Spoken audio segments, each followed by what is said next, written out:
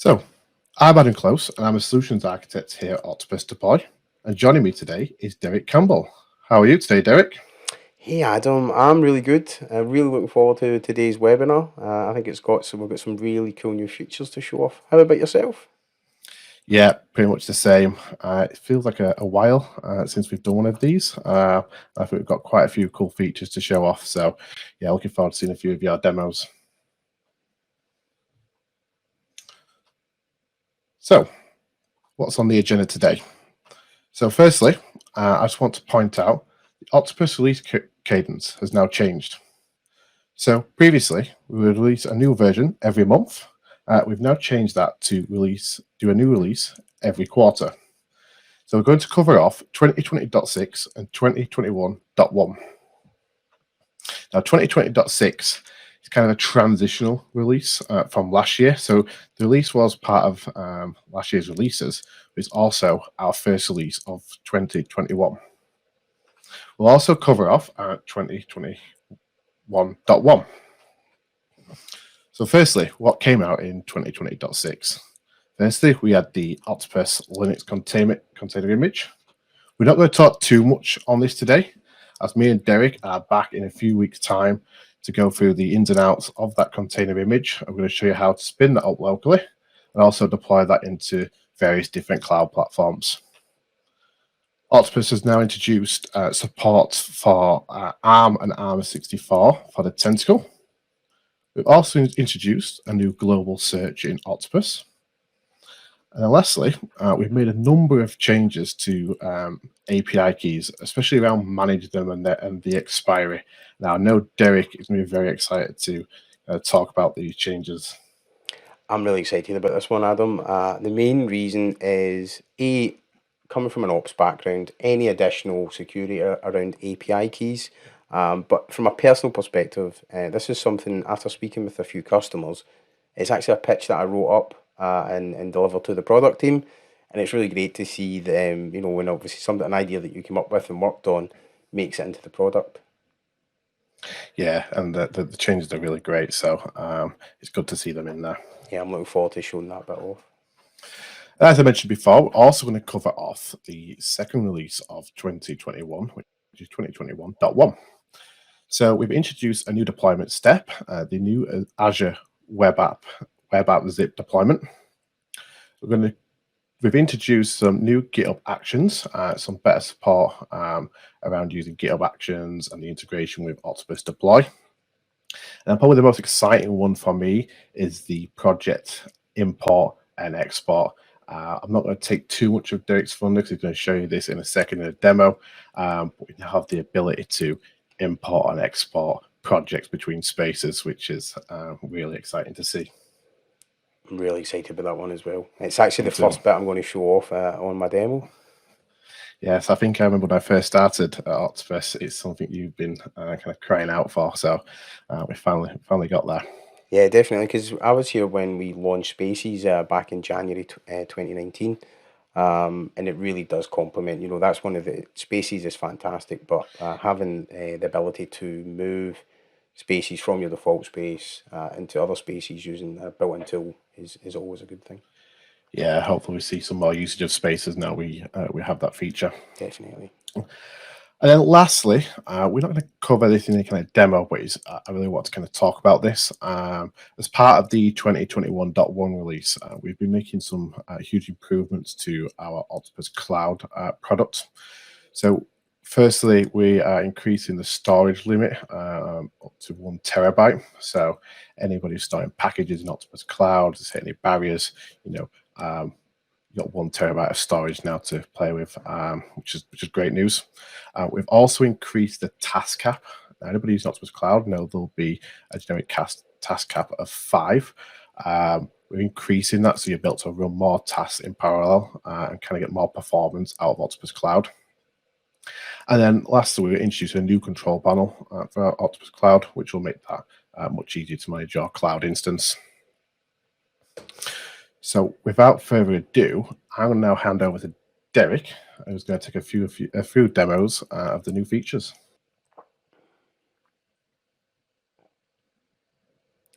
Yeah, I'm really excited about this. So let's jump in, Adam, and let's do some demos. So we're going to start with project import export, which is funny. I actually think it should be called project export import because you have to export something before you can import it. So those who have joined our webinars recently, what I'm going to do is I'm going to use the project that I use on our last one with Gregor Sooty.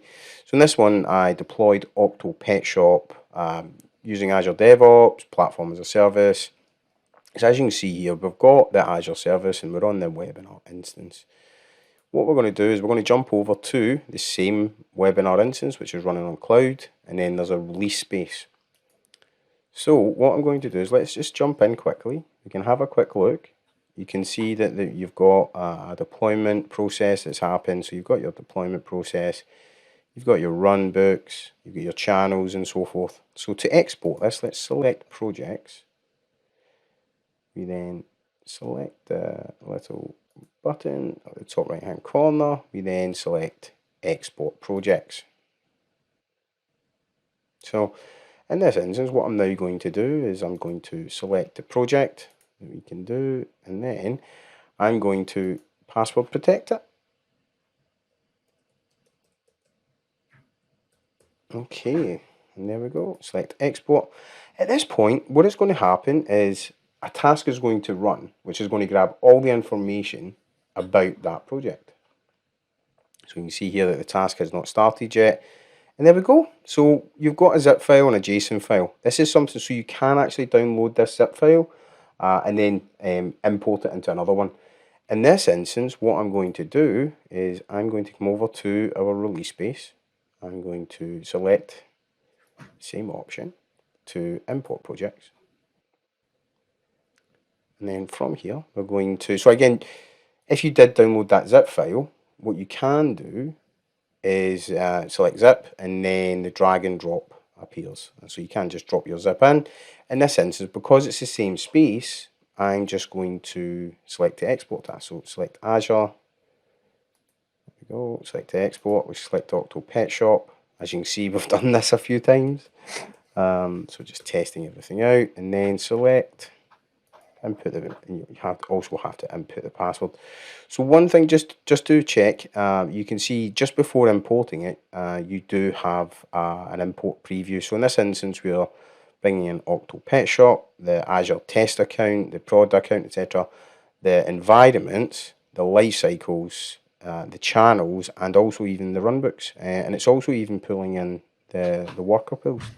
So select import. So effectively what it does do is anything that's associated with the project, it imports. And one of the key things is you can do this over the API. So if you had several projects to do it, I would probably test it with a manual import export. And then from there, I would definitely try and test it over the API. Because once you start moving, then yeah, it's generally a little bit easier. And also what you can do is you can use this to move over to a cloud project. So what you'll see is there is a slight difference, and that's just something to be aware of. As the slight difference here is you'll notice that the logo it hasn't been brought across. So that's just something to be aware of. The logo doesn't come across with the project. Anything that's stored at the package level, at the folder level, isn't brought over. So you'll notice there's no packages. It is just a project tool, and you can see again you've got your release. I just like to clean these up because you can, if you jump in and have a look at the releases, it's actually looking for packages that don't exist. So just as a general rule, you want to clean up any releases before you start using it. So there we go. We've got our Octo Pet Shop. In this instance, we obviously don't have the logo, but we have the deployment process. And for those who were on the last webinar, this is what we were doing is deploying Octo Pet Shop, which consists of 4 different projects. It has the database, the web app, and the product service web app. And then lastly, the shopping cart service, and this is all underpinned by an MS SQL database. So this is all we're doing. We're just deploying 3 web apps and an Azure SQL database. One thing that we will have to do is change it over to the new web app step, but let's show off one thing at a time. So what we've now got is with the new Azure web app step, one of the main benefits is that you can deploy to Linux. So by default, when working with web apps within Azure, the default is normally Windows. In this instance, this is no longer the case. So what you can now do is you can deploy .NET Core to Linux web apps. You can do Node as well, and I will show all that off in just a moment. But in this instance, I am going to have to make some changes. The main reason we have to do some changes is the runbooks that we have used and imported from the other space are using Linux app service plans. One of the things that you do have to be aware of when you're using app service plans which contain Azure web apps, you can only run it. So if you decide to run your app service plan as Linux, then all your app services have to be on Linux. Similar to the app service plan when it comes to Windows, it has to also be, the app services also have to be Windows. So thankfully, what I've done is there's a few changes that I have to make, thankfully. So we'll come down here, let's edit the source code. So there's a few things. You can see here we've got the OS type, so I'm just going to remove the option for Windows. I'm going to then make it a Linux, and then I just need to switch the reserve to true. Okay, so here we go, that's us now. What should now happen is this runbook is going to provision all of the infrastructure for us. One of the things that I love about runbooks is, you can actually use it to provision. So let's publish the runbook. There's a few reasons why we need to publish it. One of them is just making sure that we've tested it. What I'm doing is updating it. Because I've updated the variable, then effectively what's actually happened there is I need to republish it for it to use that new variable which I've updated. So select run. So in this instance, I'm going to select development, and then I'm going to select run. So now what this is going to do is going to go and create the resource group, the Azure SQL Server, the empty database, then the app service plan, which should be Linux. Then we're going to create the app service, the product service, register it with an Octopus, perform the health check, and then do that for all of the steps so that at the end we have the ability to deploy to this infrastructure. Okay, so whilst that's happening, what we're going to do is we're going to talk about GitHub Actions. So, Adam, what are GitHub Actions? Yeah, great question. So I'm not going to go on and pretend to be a GitHub Actions expert. It's something I'm still picking up. But essentially, GitHub Actions wraps up all your CI/CD pipelines into some tidy YAML files. Essentially, you can run your build and deployment pipelines as code. First thing, one of the things to mention is it's free to start off with. There's no setup of build agents. It's kind of all done for you in GitHub Actions, all done by GitHub. And one of the great things about it when I first picked this up is it's still quite scary to sometimes pick up a new scripting language. I don't know what you think about this, Derek. It's quite scary to pick up a new scripting language. However, GitHub Actions made it quite easy with a lot of templates and sample workflows that you can use. So if anyone's on this thinking, oh, just not something else I want to kind of pick up, GitHub Actions made it fairly easy to get up and running with your applications. Definitely. And the thing is so we've just released our first one. We normally have, for our build servers like TeamCity, Azure DevOps, etc., we normally have an extension. In this instance, all the action is doing is installing the Octopus CLI. So you can see here, and then what you're then doing is hand rolling it. With GitHub Actions all using YAML, which is yet another markup language, the thing that you do need to be aware of is it's so reusable. So once you actually set this up, you could export this and it becomes very reusable. So in this instance, I have created this. So obviously I have used YAML. You've probably found that I am not a massive fan of YAML. I love it and dislike it in the same breath. The main thing I like about it is the reusable factor of it. It's super reusable, whereas obviously if you have to use a user interface, you can't really reuse that, or it's at least very clunky. So let's jump in and see what we're doing with GitHub Actions. So what we've got is we've created our GitHub folder, our workflow folder, and then created our YAML. So what we've got is, we've just called this .NET Core Build. We've got some pull requests. This is based on the main. You can set things like cron task, so this runs every morning at 7 AM. Some log level bits.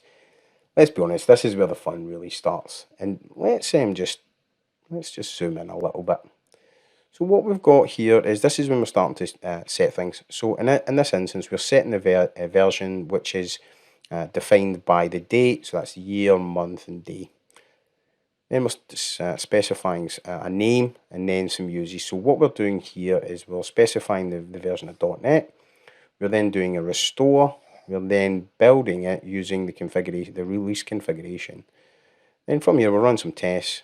And then the next bit, we're starting to create some folders. We're then doing .NET publishing the 4 different projects. So that's the database, the website, the product service, and so forth. And then this is when you start actually using Octopus commands. So in this instance, you're using the CLI. And what this is doing is we're then specifying Octopack. And then what this is doing is creating the package name octopussamples.octopetshop.database. So you're specifying this as a format, the version, so forth, and then we can scroll, and then we've got even the artifacts. So what we've then got is we're packaging everything up, and then so we'll see here. So we've got the pack, and then we're pushing. So you'll see everything here is a push. And then what you'll see is there's the server ID is actually secrets.octopus server URL, right? And then so to get this, you can actually use secrets within GitHub Actions. But one thing just before one thing I want to call out is the Octo create release. What you can also do is you could also have deploy release. The main reason we don't have this just now is I'm pulling this all as one demo, and unfortunately I am going to kick off this before development might have finished, so I just don't want to kick off a deployment that may not work. Okay, so at that point we've went through the GitHub action.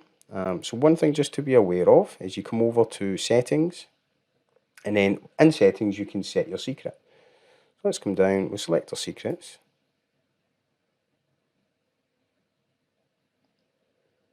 Okay, so there we go. We come down, and so we can set as many secrets as you wish. In this instance, I've set the API key, the URL, and the space, all the secrets. And then this is something that I can update as part of any GitHub action. So to run them, you come over in GitHub to the within the repository and select the actions. So there we go. As you can see here, we have run this recently. But whilst that's happening, let's jump over and just check. Oh, there you go, actually. It has actually deployed all of the infrastructure. So at that point, let's kick off the action. So we're going to come down here. We're going to select the action. You can obviously, you can have this to automatically run. In this instance, just to control how this is working, what I've now done is I'm just doing this manually. So I've selected run workflow. What we should see, sometimes you just need to, just before, there we go, just reload the page. Sometimes this just takes a moment. There we go. So let's go in and check it out.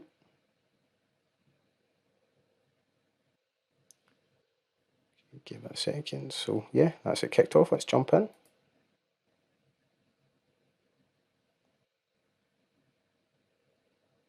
Okay, so as you can see here, that YAML now is kicked off and it's running through the code. So it's set the version. It's now setting up the dependencies, which is it's just doing a restore. It's then now going to do the test, it's doing the build, it's creating the artifacts folder, it's pushing the artifacts into that folder, and then it's then publishing it, and then what's now going to do, it's now going to grab up some of those files, and it's now actually going to push those up to Octopus. So here we go, you've got to love that little Octopus icon, Adam? Yeah, I can see that there. I didn't notice that before. Yeah, that's a new one actually. That is a new one. But yeah, so what we're now doing is we've actually the database has now been pushed. So yeah, and there's the product service, there's the shopping cart service, which is all great. And then at the bottom you can see the server, the API key, and the space. That's all hidden, so that will never be shared again. And then it's created a release. So at this point, let's jump back to Octopus. So what we should see now, if we go into the overview page. So there we go. So we've got 2021, 528 all created. So at this point, we're thinking, let's hit deploy, but let's not. The main reason I say that is you select your process. You'll notice here that we're using the old Azure Web App step. So this will load, and then what you're going to see is it's this bit here. It will say here on the screen, deploy an Azure Web App, and then in brackets, web deploy. So what we're now going to do is we're going to select this. We're going to then select disable. There we go. And then lastly, we're just going to disable that last step. Okay, so now what we're going to do is we're going to select add step. And then what we're going to do is we're going to type in web app. You can also select Azure. And then what you're going to see is you've got two options. You've got the web deploy version, and then you've got the Azure App Service one. This is the new one that supports Linux, Node, Java, Linux containers, and everything in between. So there we go. So we're going to do deploy Octopet Shop Web App. Okay, so there we go. I'm just going to have this on our worker. Then it's going to run on behalf of the web. There we go. Do this. So you do have container images, so you can, again, you've still got execution containers. You can also select your package, so that's a zip, Java war file, or a NuGet package, and you can even select it from deploying a container image straight onto an Azure Web App as well. Again, you've got the same support for deployment slots, so you can use blue-green deployments or staging slots. You can specify your application settings in JSON. You can do your connection strings, configuration files. So you can do all your normal substitution, your .NET configuration transforms, all that sort of good stuff. So select save. At this point, what we should see is, so what I'm now going to do is I'm going to clone this, and then I'm going to clone this twice, and you'll probably guess what I'm doing is I am cloning it twice, one for the product service, one for the shopping cart service.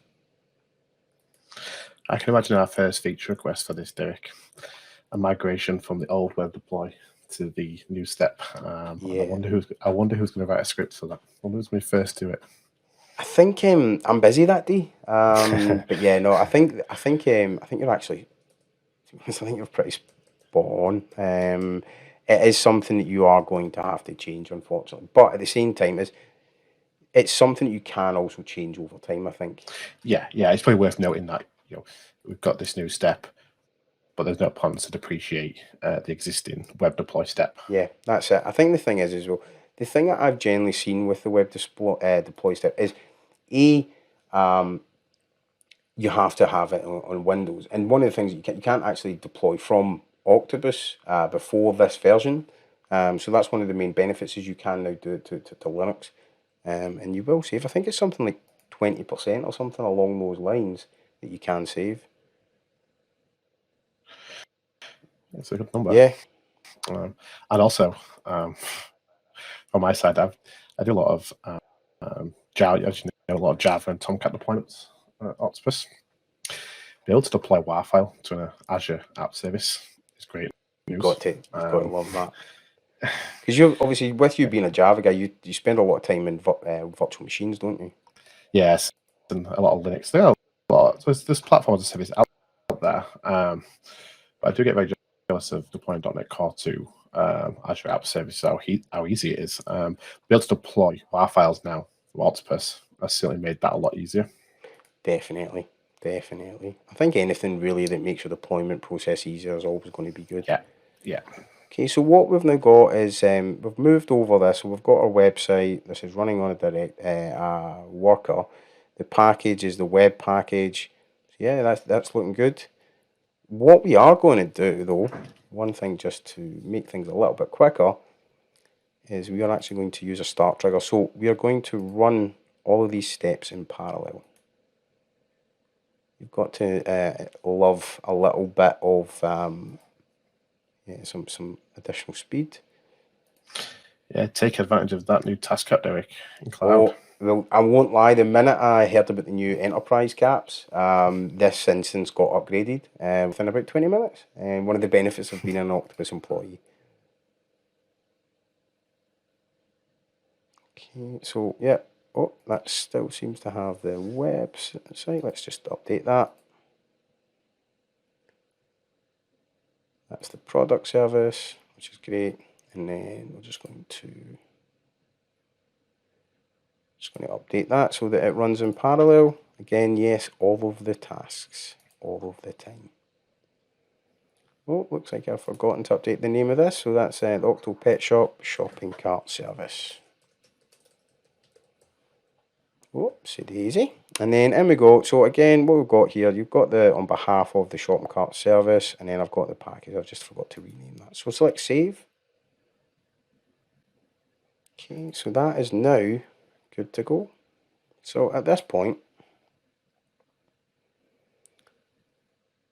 yeah, so we'll jump on over to Azure. Let's have a look at the app service plans.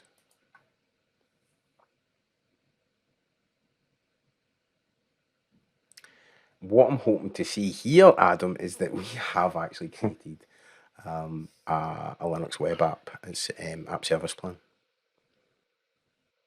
Yeah, hopefully. Azure Yeah, there we go. So it is running a little bit slow. So let's so what I do is I use system variables a lot in my when I'm creating things. So as you can see, there we go. We've got a release 2021-1-Octo Pet Shop, which is the name of the project, and then development, which is the name of the environment. And as you can see, it's Linux. So now what we want to do is actually let's just make sure, let's run that GitHub action again. The main reason is I think the old deployment process may still be in place. So let's just rerun that just to be certain. There we go. So this is, again, this is one of the things I really like about it, is that it's so fast, Adam. It really is fast. Yeah, very surprised how quick that ran. Also there as well, the branching. If you create any feature branch, you can just slightly change the build and potentially the package names to go to different channels in Octopus. Great things. There's some, I think that's the thing though, and also that's the thing, you can have multiple different ones. So really it's, you can have multiple workflows that do very different things. And you said earlier on about the templates. So say if you did want to select a new workflow, what does that look like? Let's actually in this instance, probably zooming out might help. So what we've now got is, for instance, if it's .NET or .NET Desktop, you want to deploy to ECS, IBM, OpenShift, Terraform. There's lots of really great stuff there that you can use. What's your favourite one, Adam? So the last one I've actually used is actually on screen at the moment, is when I was deploying a Node.js app. Nice. I'm not have huge experience with Node.js, so especially when it comes to around building. So having that there was perfect for me. But yes, I do a lot of, as you know, Java builds. Yeah. So anything to help me out with that is also my favorite. Always a good thing. So okay, so let's have a look, see if this is generated. There we go. Let's do a deployment. So this is now doing the deployment, and this is using the new Azure Web App step. So at this point, it's going to run through, you'll see here, it's going to acquire the packages, and then it's going to deploy all 4 of these in parallel. Let's have a quick look at that. So yeah, that's what it's now doing, is just passing that over. And this is one of the things with the new approach, it's very fast that I find. And what I found with the web deploy approach is sometimes it was a little bit buggy. Sometimes you saw obviously locked files, etc. Ultimately, it is using web deploy. So obviously, whatever bugs web deploy had, Octopus web deploy also had that for the web app. Yeah. I'm glad you said that. No, I've dealt with a couple of issues with file locking. There are some workarounds. So even if one of the big benefits you mentioned is deploying to the Linux app service, even if you weren't and you're still using Windows, it does eradicate, if you use the zip deploy, it does eradicate some of those issues around file locking, which we do see from time to time. So if you haven't got a use case of moving to Linux, it's something to look at if you ever bumped into any issues around the file locks. Yeah, that's a really good point about the Azure Web App steps. I think with that, it's generally something that I've seen before where you can get those locking, and I think with the new zip deployment, it does work so much better. So whilst you were talking about that, I came over into my user account, and I'm going to show off some of the API improvements that we've got. So you'll see for the eagle-eyed amongst us, you've got the demo here, you've got the API key, and you've got the first few characters. That's one of the benefits. But one of the other things is also the expiry. I don't know about you, Adam, but I generally find that I set up a deployment, I set up an API key, and then I never reuse it. I always have that single usage of it, right? And I think that's something that it generally probably reflects mostly on me, but I think that probably happens fairly regularly. So how do you do your API keys? Yeah, pretty much the same, especially when I'm testing a lot on my local instance. You can go through my API keys and you'll just see probably over, I'm probably embarrassed to say this, over 100 API keys with not very good descriptions. Because what I do, I create the key. And a perfect example is I'm testing adding a new polling deployment target. And for that, you need an API key. I'm just trying to test something really quickly. I create a key, paste that into the deployment target setup, and it's gone. I never save it. So then next time I do it, I do an API key for registering deployment targets. I probably should give them a better description, but I can never link them back to what API key is which. So for me, what you're doing now to be able to set an expiry when I deployment targets would be great, because I only need it for that one day. So I can set the expiry for the next day. So I think I'm pretty much like you, Derek. Yeah, and it's funny because what I'm doing just now is I'm generating an API key and then setting a custom date.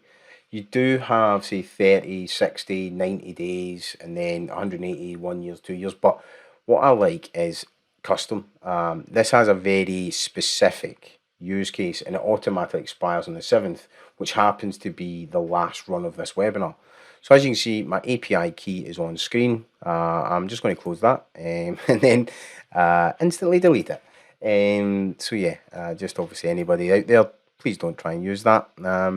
That's just one thing just to be aware of, and you can again do this for service accounts. And one thing just to be aware of as well, so you can set the expiry.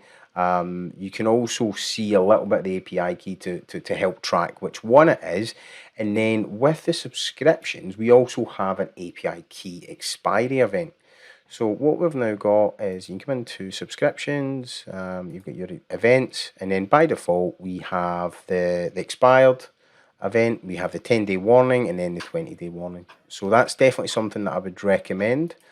That's just something to do that. So that's definitely something that I would recommend for yourself at least, so that if you are using that, then obviously everything then you can track it. You can see when it's going to expire. You can be notified about it. And there we go. We've got a successful deployment. Let's jump in.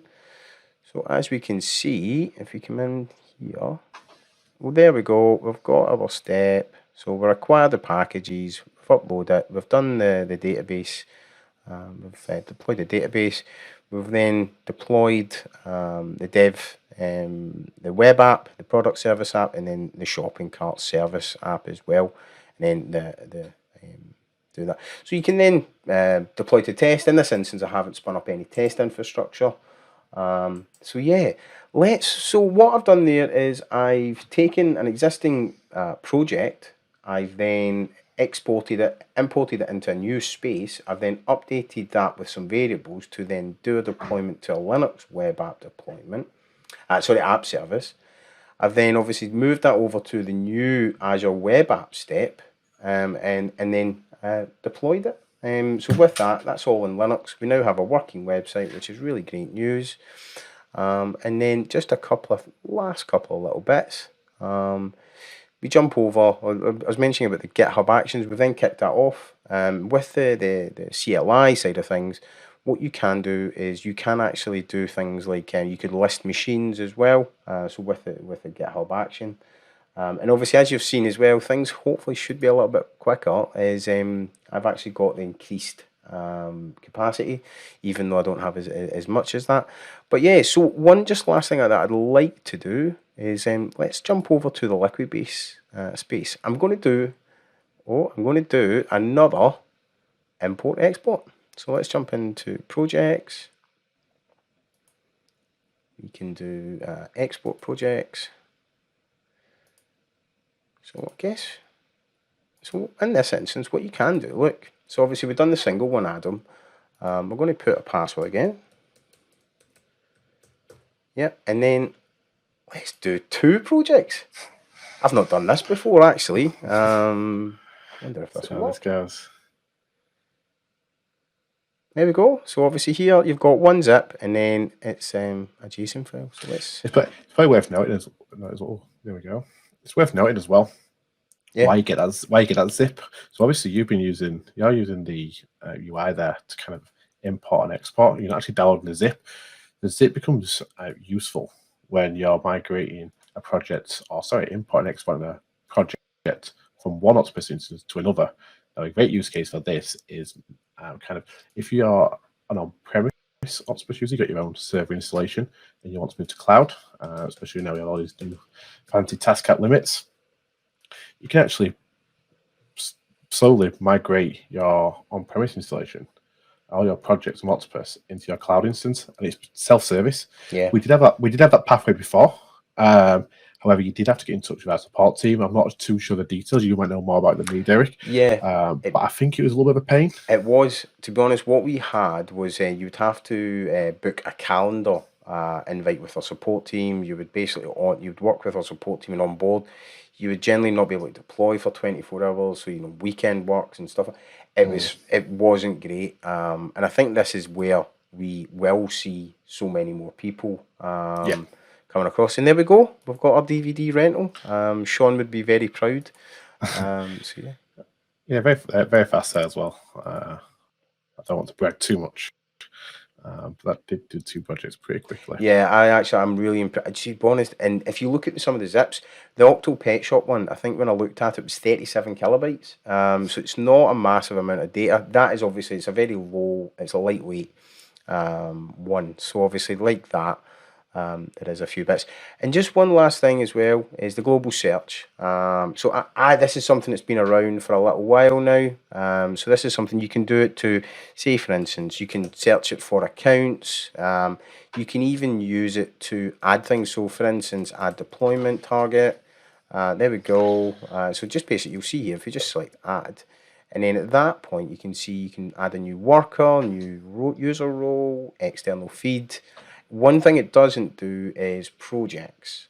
So that's just something to be aware of. You can't search projects, but you can, obviously, this is where the little project switcher really does help out as well. It's great for new users, would you say so, Derek? If you're new to Octopus, so some of the features of adding resourcing to Octopus, wouldn't say hidden in some menus, but you do have to click through a couple of menus. If you're new to Octopus and you don't really know where things are, but you know you need to add a deployment target or add an account, Yeah. that search is great for that. Yeah, definitely. And I think as well though is it also generally simplifies things. So like, when in the past doing bulk operations, it wasn't great. In this instance, for bulk operations, use the API, but you can also then start using this because so the search is more than just a search. It is also a tool that you can use to configure things such as deployment targets, workers, accounts, and everything in between. Well, unfortunately, that's the end of today's webinar. Okay, so let's go and see if there's any questions. So, Adam, what question are you going to ask first? Yes, we've got a couple, Derek, and the first one is around the project import and export. So what happens with project sensitive variables, variable sets, packages, and custom step templates? Great question. So what happens is they all come over. Anything that's part of the project is something that you can do. We're just about to, there's a blog that's just came out, and this will actually take you through. But things like your sensitive variables, those are actually stored encrypted. And one of the benefits is it uses the master key to decrypt them. So when you do bring over your sensitive variables, variable sets, etc., then that's something that will come over. The one thing just to be aware is you did say packages. One thing that doesn't actually come over is packages. So that's something that you will need to factor in. Anything really that is that's stored at the file level. So this is your packages, and also one further thing is there's also your deployment targets. These will need to be reconfigured in the new target space. We didn't want to bring that over because they may be in two different locations. Okay, cool. We did have a similar question. It's around do packages and logos come over the project import and export? I think you just covered the packages. Yeah. Maybe just having a word on the logos as well, which I think you covered with the file level. Yeah, unfortunately, the logo doesn't come over. It is something that we've taken feedback on, and it is something that we are hoping to include. But at this moment in time, that doesn't come across. Okay, cool. Thanks, Derek. So sort of going back to the start of the webinar, what is a task cap and how has it been increased? Certainly. So obviously we have, with Octopus, we've now, we're trying to make our cloud product enterprise level ready. What basically happens is Octopus has a way, and you can normally see it in here. But what you can do is you can normally set your task cap, and that's something that you can change within your own Octopus server. When using cloud, you can't. So what we have done is we have now created a way for the Octopus Cloud instance to have more resources so that it can get to 10, 15, 20, etc. So it doesn't automatically roll out to everyone. But if you do find that your Octopus server is running slowly or you're finding that you're not getting through your deployments, please reach out to us at support@octopus.com, and that's something that we can definitely help with.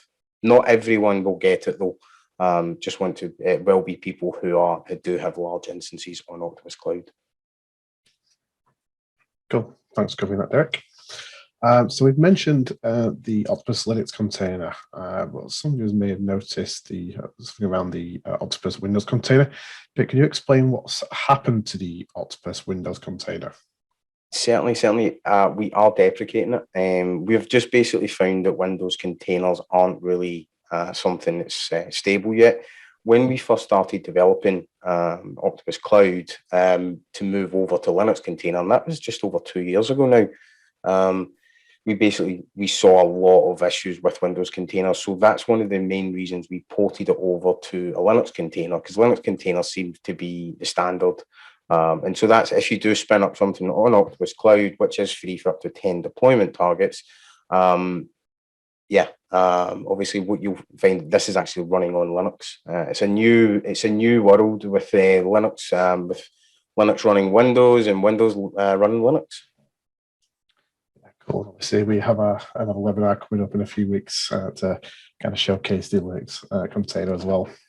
Yeah, definitely check that out on octopus.com/events. Adam and I are going to be configuring one locally, and then Adam's going to be doing it on the Azure Kubernetes service. So if you do want to see us try and run Octopus as a container on Azure, then please do sign up for that one.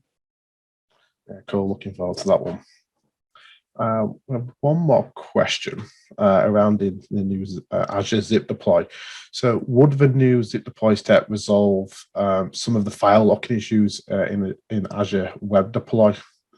Yeah, in short, that's one of the key reasons. What we've done is we've worked with a partner here to develop this new step. And what we do is it's using zip deployments. So instead of it using web deploy, which unfortunately means if there is a bug in web deploy, we do need to work within that bug. And that's one of the things that we have seen in the past where when using web deploy, it's not been the greatest of experience. So you should find that it will fix that the file locking issues within Azure Web Apps. Also, the main benefit here as well is you can run Linux as an app service plan as well, which is cheaper. And also, it also means you can then run your .NET Core. Like for instance, today's demo on using Octopus was run using Linux app service plan, but then running .NET Core within. So yeah, it's awesome. Yeah, cool. And I bumped into those file locking issues with web deploy as well. And I've used the zip deploy step, and it's got around those issues for me as well. So great use case for that. Great question. Thank you very much. Cool. That does wrap up the questions. Let's go double check. We don't think we have any more. Nope. So thank you for answering those, Derek. Thank you for the demo, much appreciated. So for me, just to wrap up, just a couple of other little things. So some community updates for you. So a shout out to my colleague, Mark Harrison. So Octopus has supported sensitive variables version, I think, from Octopus 2.0. But some people may have their secrets stored in a couple of examples, HashiCorp Vault or Azure Key Vault. We've now released a number of community steps to support HashiCorp Vault and Azure Key Vault step. So that's great support there for those two tools. And another community step, which is deploy child Octopus deploy project. So my colleague Bob Walker has created a new step template to help with your release management. One of the cool things about that new step template actually allows you to kind of pre-approve a deployment. So if it's 5 p.m. in the afternoon and you want a update to go out at 2 a.m., you can do a pre-approval and then let the deployment run at 2 a.m. knowing the release has actually been approved already. And lastly, myself and Derek have made some changes to our high availability doc section. So if you are looking to move from a single Octopus node to a HA cluster, particularly on Azure or AWS, and we've updated our docs there to help you do that. So cool. So thank you everyone for joining today. Just a couple of little things, some more upcoming events, which we've already mentioned one of them. So myself and Derek are back on the June 16th, 17th and 21st, which is going to be running Octopus using a Linux container. And then we have a CI/CD in the cloud with Octopus and TeamCity Cloud, which will be on June the 30th, July 1st and July the 5th. Thank you very much for joining. Goodbye. Thanks, bye.